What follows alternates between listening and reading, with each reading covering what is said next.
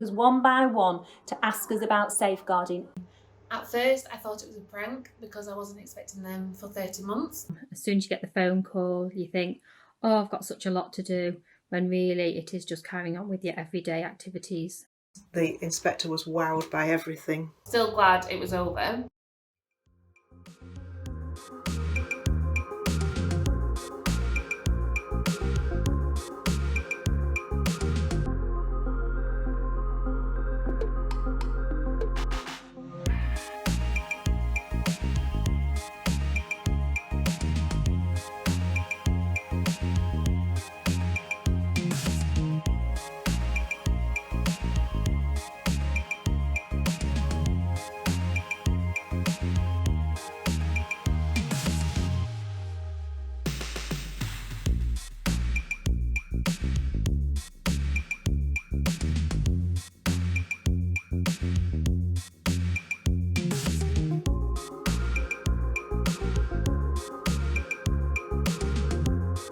The word I'd use to describe the Ofsted inspection is overwhelming, because it feels like there's such a lot to be done. As soon as you get the phone call, you think, oh, I've got such a lot to do, when really it is just carrying on with your everyday activities.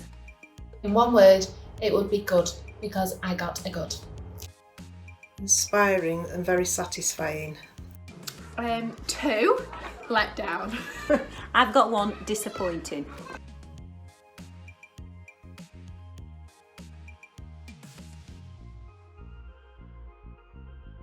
I think we really pride ourselves on our parent relationship, and we Yes. really focus on that, our Together Tuesday and things like that, and we also felt that Ofsted would really love to see that. Yes.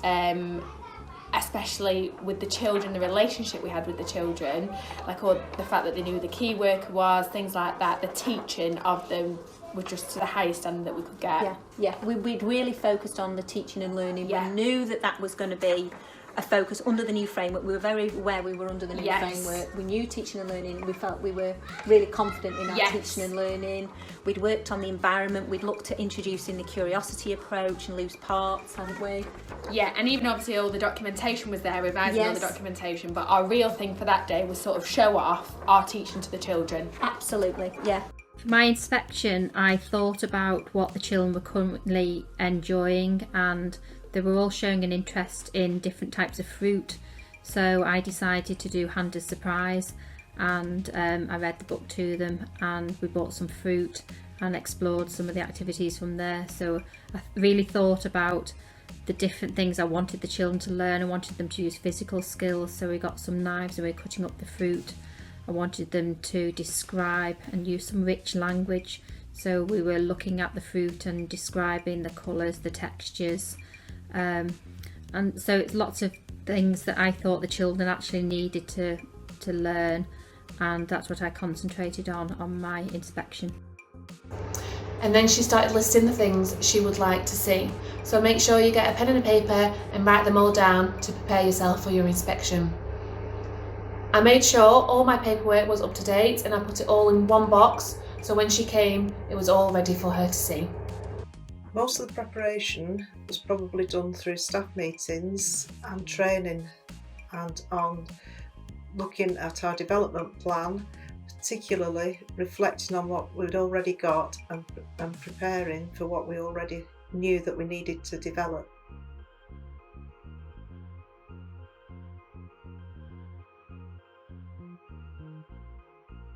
So at the time we had a child who was under our safeguarding, and when the Ofsted came, it was like the height of it, wasn't it? Yes. And that was something we were all focused, not just us two and the safeguarding officer, all members of staff. So Yes. the Ofsted inspector made sure she came to us all at different parts of the day. I remember I was reading a story and she just fired the question of asking about county lines, signs of abuse, things like that. She took us one by one, Yes. didn't she? She took us one by one to ask us about safeguarding. Grilled us, I'd say, about safeguarding. Went through it, and looking back now, you know, she was looking for every single procedure, and we know Yes. now we did it completely, it was right. But at the time it sort of made us doubt ourselves, because the way she was asking us these questions, it sent us into panic mode, and before we had Ofsted, we thought, yeah, we'd done 100% for this child, and then we started to doubt ourselves of the way she was wording it to us, and the way she was pulling us all in one by one really made us think, have we handled this completely wrong? And we hadn't. She praised us for it, but the way she went about us, it felt like she was really checking our answers, so to make sure everybody's answers matched. And it started to put that doubt in, thinking, oh my goodness, have I followed everything? And we had. Yeah. But it was just that how she asked the questions to us. Yeah, and she asked us a lot about other things as well. So she was asking about signs of neglect, signs of abuse, prevent duty, like I said, county line. She really, safeguarding was key.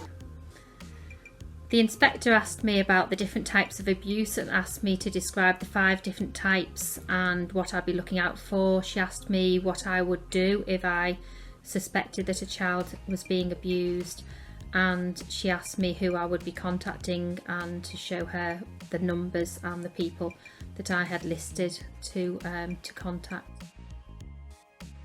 Make sure your safeguarding policies and procedures are all in place. The Ofsted inspector asked me all about the signs and symptoms of abuse, and she also asked me who I would contact if I had concerns over a child in my care. Safeguarding was a big part of the inspection. It probably took up a big part of the inspector's time with us. She asked the same questions to all the staff individually at various times throughout the day, and it was one of the things that he felt that she was very, very thorough and very, very keen on. Fortunately, we'd just redone our safeguarding training. We'd done the nominated officer training, 2 of us, and we also do regular updates with the whole staff within the school.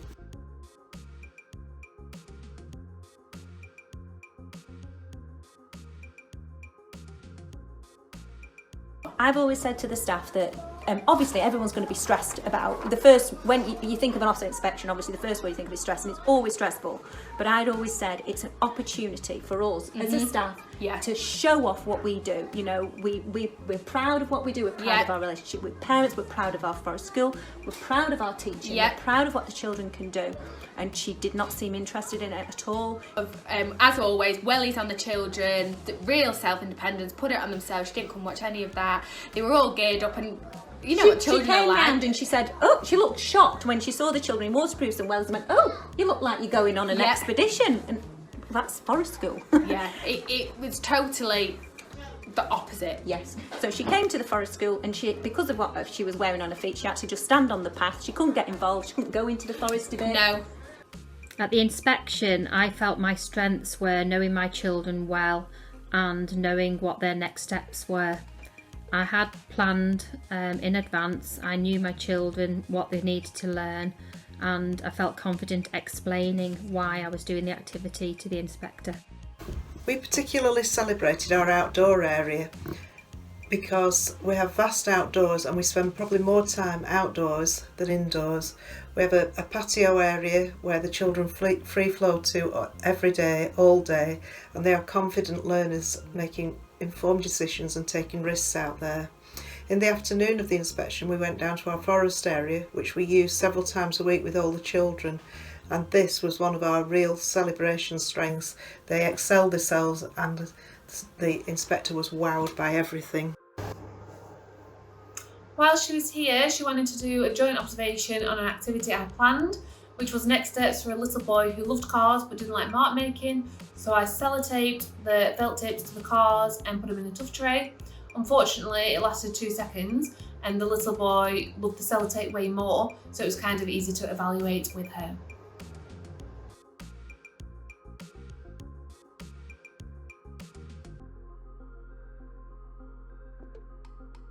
At 2 o'clock in the afternoon, I invited her to come for a learning walk. And that was insinuated by yourself. Yeah. She didn't ask to go on a learning walk. You said, would you like to go on a learning walk? And bearing in mind, we're open till 3 o'clock, so that was sort of home time. Yeah. And she didn't see the children in outdoor play. She didn't really see the children in any play. No, she didn't come, and she only sat, say, once and observed, but it was only for 10 minutes. She wasn't walking around looking what the children are doing. It was all just at the desk. She didn't speak to the children, did she? No. So there was no questions really asked to the children. No. And the only questions really asked to the staff were about the safeguarding. Yeah. I enjoyed doing the learning walk because it gave me the opportunity to tell the inspector about the strengths at my setting. I showed her the activities I had set out, covering the different areas of learning, and I explained to her why I put the things out for each child to come in and explore. I showed her where different activities were within the room so the children could access the activities themselves, and I enjoyed showing her these strengths in my setting. The learning walk is a chance for you to sort of highlight all the things that you want them to see, to celebrate. It's a very, very important time, and much thought needs to be taken as to what you're going to do. We slowly walked through the setting, through the main areas, pointing out all the different things that we were doing, whether it be on the walls, the different books that we got, different displays. And then we went outdoors into the patio areas and explained why we'd put everything and how we designed it to cover all the curriculum out there. And then we went down into the forest area and explained what took part down there. It's a very, very valuable time.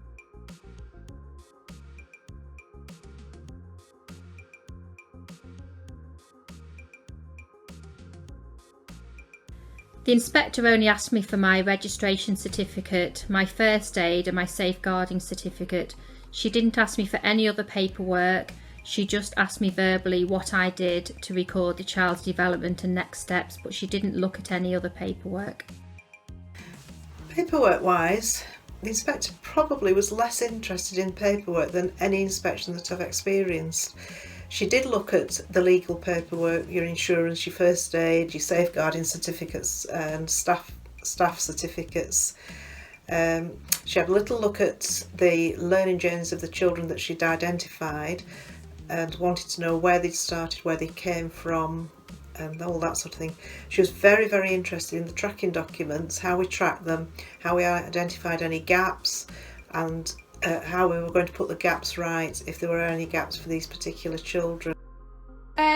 She was quite heavily focused on paperwork. She was focused on paperwork, but the sort of paperwork that we know about. So yeah, all the staff qualifications, first aid certificates. Yes.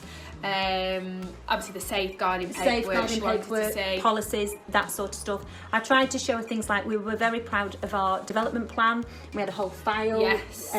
Everything we'd learnt on training, everything we'd implemented, all the areas of development, how we'd worked on it and evaluated and showed how we'd moved on. She was not interested in any of that. She didn't look at any planning. No, it was sort of a case of she was looking for paperwork and just ticking boxes to it to say yes, they've got it there. There was no sort of interest into the things that we'd gone above with. Yes. Yeah, it was the audit, wasn't it? Yeah. Audit of standard documents that you have to have in place.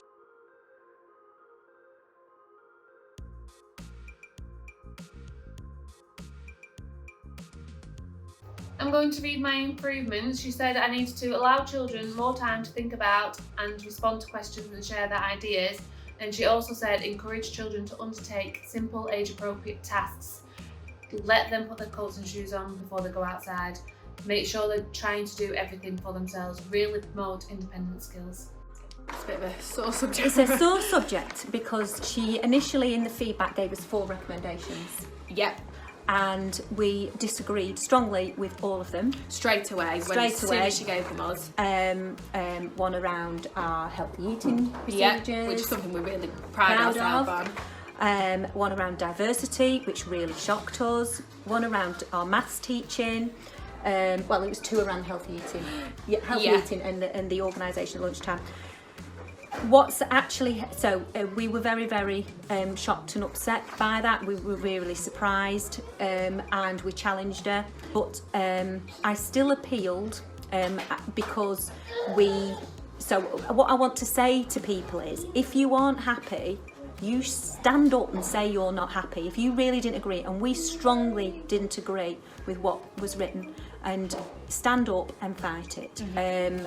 But it was overturned. Our recommendations were all overturned apart from one. Just one that was still like, we would love that not to be on there. We know ourselves. Yes. But we're so glad those other ones got removed. So the diversity got removed, the maths never appeared, and the healthy eating, there was 2 bits to that.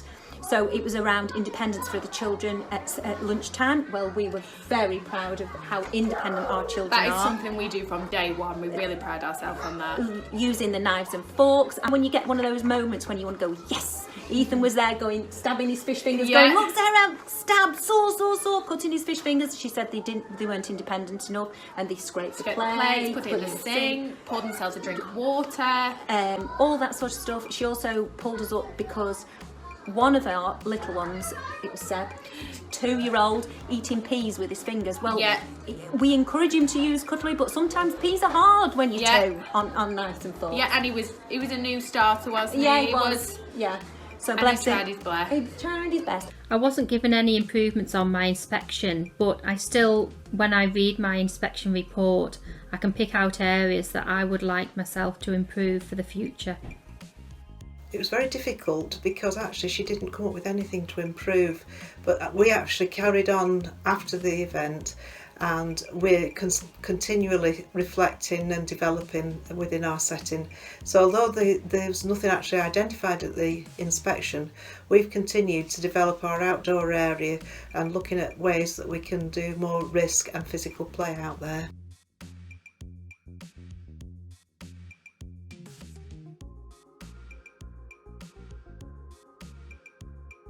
One thing that surprised us this time on our inspection was how much time the inspector actually spent with us. She came in around 7:45 in the morning and was with us most of the day. She didn't disappear off to anywhere to look at her books or paperwork. She stopped with us the whole of the day. She had a short break at lunchtime, about 1/4 of an hour, while the children were in lunch.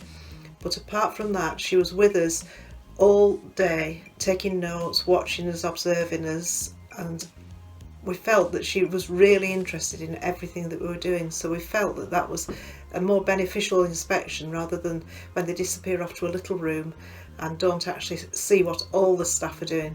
All the staff felt very, very included in the inspection. I was surprised at the ease of the inspection. I felt very much at ease and confident at the inspection because the inspector made me feel like I was in control and didn't make me feel nervous at all. She questioned me in an appropriate manner, didn't make me flustered because I had to see to the children. She would wait until there was a gap in the time when I was seeing to the children, and she would ask me the questions when I was free. Overall, my inspection went really well. I had no surprises and I got graded good, which I was super happy with. My improvements were nothing major, just a few tweaks here and there, but I was still glad it was over.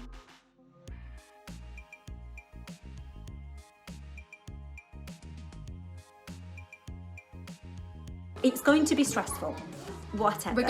Regardless. I'd still say, because we've both had other inspections, Yeah. it is going to be, but I'd still say use it as your opportunity to show off what you do. You know, be really proud of what you do and show it off. We didn't have that. The last inspection we had last February, 12 months ago, it wasn't like that.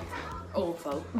But we've come through it, we fought it, and we were happy that we had recommendations changed, wording in the report changed, so it can be done.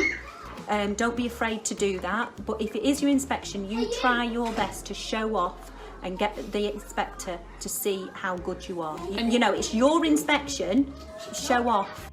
Know your children well, know what age and stage of development they're at. Also, I would say make sure that you make a plan, just some written notes on a piece of paper. It doesn't have to be anything elaborate, so that you can look at those, and if the inspector asks you to explain your plans, then you can show that you've made a mind map plan. And I would also say think ahead. Is there anything that could go wrong? Is there a contingency plan that you can put together just in case something doesn't go to plan, or if the activity isn't going well, is there something else that you can move on to? My advice is just to be yourselves. Don't try and make yourselves what you're not. Make sure you celebrate all that you do well, and I'm sure everybody's doing lots of really good things out there. The main thing is relax, enjoy, let the children do the job for you. Make sure that the children are happy because happy children, happy parents make for a good result on an inspection day. Only advice for anyone who is due an inspection is to smash it and show the inspector how amazing you really are.